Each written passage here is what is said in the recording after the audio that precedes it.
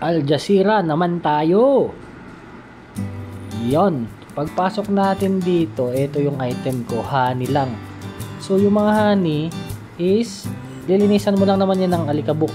Sabi ko nga sa inyo, yung mga yan is hindi naman halos gumagalaw.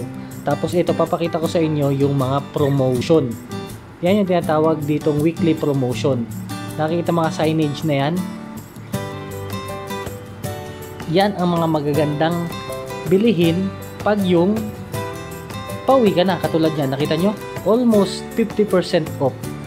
So, karamihan dyan, 50% off, 60, 70%, ay 40% off, 30% off. So, napakaganda po ng mga ganyang promo pag yung uuwi po tayo ng Pinas. So, mas maganda po kung namimili na kayo ng mas maaga.